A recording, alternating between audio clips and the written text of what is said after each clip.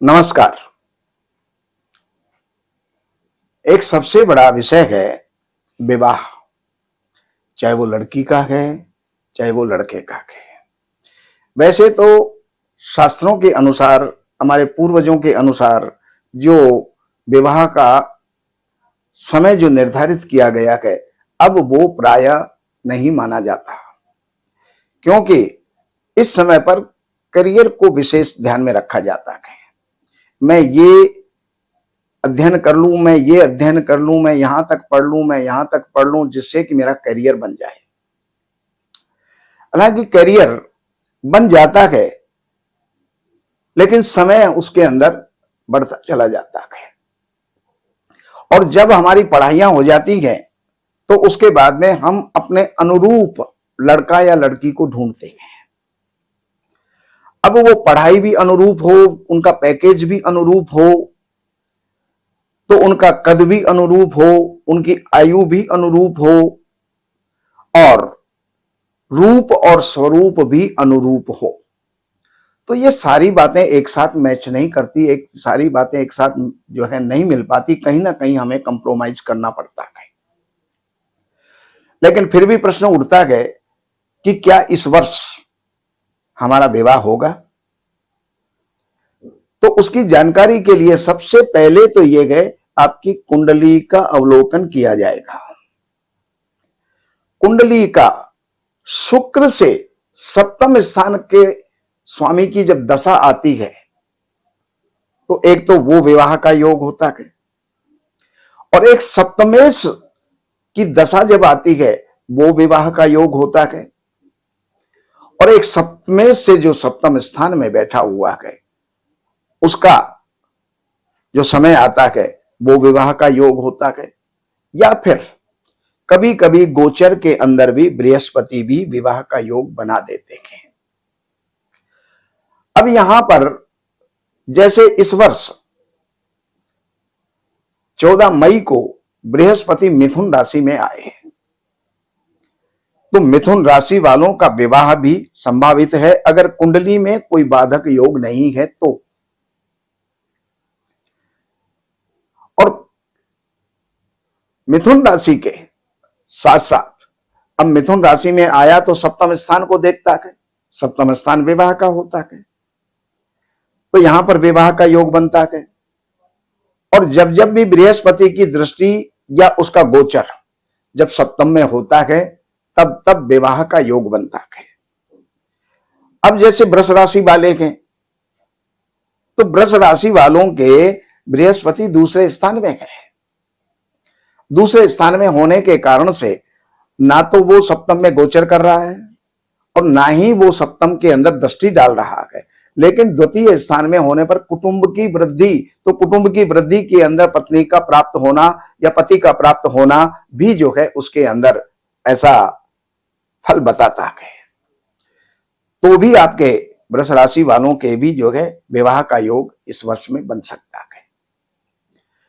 मेष राशि वालों के बृहस्पति तीसरे स्थान में है, और तीसरे स्थान से उनकी सीधी दृष्टि सप्तम स्थान में जा रही है, तो मेष राशि वाले भी, चाहे लड़का है या लड़की है, उनके विवाह का योग बनेगा।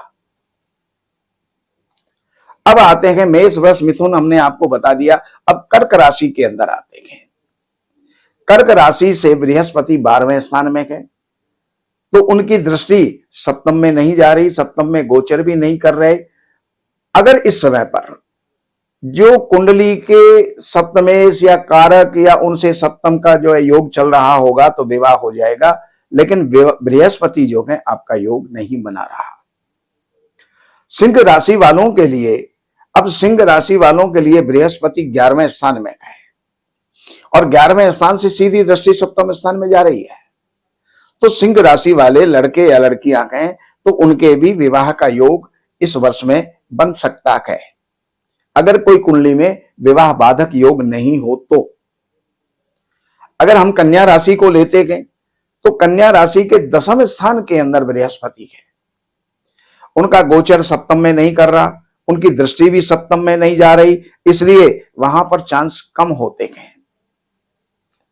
तुला राशि के अंदर शनि जो है वो भाग्य स्थान में आ गए। तो भाग्य स्थान में आ जाने के कारण से ये बृहस्पति भाग्य स्थान में होने के कारण से भाग्य की वृद्धि करेंगे, सारे कामों की वृद्धि करेंगे, आपके भाग्य को आगे बढ़ाएंगे, करियर को बढ़ाएंगे, प्रमोशन आपको देंगे। लेकिन विवाह का योग बृहस्पति वहां पर नहीं बना रहे, कारण कि उनकी दृष्टि सप्तम में जो है नहीं है और सप्तम से गोचर भी उनका नहीं हो रहा। अगर हम वृश्चिक राशि को लेते गए तो वृश्चिक राशि से 8वें स्थान में बृहस्पति आ जाते हैं। तो यहां पर वृश्चिक राशि के भी जो है कोई योग बृहस्पति नहीं बना रहे। आपकी कुंडली के अंदर ग्रहों की दशाएं अगर कहीं कुछ बना रहे गए तो अवश्य बन सकती है। धनु राशि के अंदर बृहस्पति सप्तम स्थान में है, तो सप्तम स्थान में गोचर करेंगे तो विवाह का योग बनाएंगे, चाहे आप लड़का हैं या आप लड़की हैं। मकर राशि के अंदर ये छठे स्थान के अंदर बृहस्पति है, तो छठे स्थान में बृहस्पति ना तो सप्तम से कोई संबंध बना रहे, ना सप्तम में गोचर कर रहे, इसलिए मकर राशि के भी उम्मीदें कम हो जाती हैं। कुंभ राशि को अगर देखते गए तो कुंभ राशि के पंचम स्थान में बृहस्पति आ जाते हैं।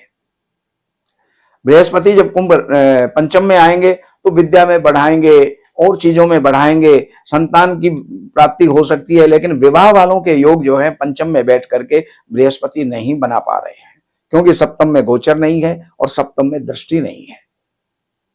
मीन राशि वालों के जो बृहस्पति के वो चौथे स्थान में है, तो चौथे स्थान में होने के कारण से बृहस्पति की जो है दृष्टि सप्तम में नहीं जा रही है और गोचर भी नहीं कर रहे हैं। ऐसी स्थिति में बृहस्पति जो है ये विवाह का योग नहीं बनाएंगे। अगर आपकी कुंडली के अंदर कहीं कोई विवाह कारक योग बन रहा है, सप्तमेश की दशा आ रही है, सप्तमेश की कोई अंतर दशा आ रही है, सप्तमेश से सप्तम स्थान के ग्रह की कोई दशा आ रही है, आपके विवाह कारक ग्रह के सप्तम स्थान की कोई दशा आ रही है, तो अवश्य आपका विवाह हो सकता है। ये सब जानकारियां कुंडली से मिलेंगी। तो उसके लिए आपको इन नंबरों पर संपर्क करके करके से अपॉइंटमेंट लेकर के कार्यालय की सेवाएं अर्पण करके और आप जो है अपनी कुंडली का अवलोकन करवा करके और आप जान करके लाभ उठा सकते हैं। नमस्कार।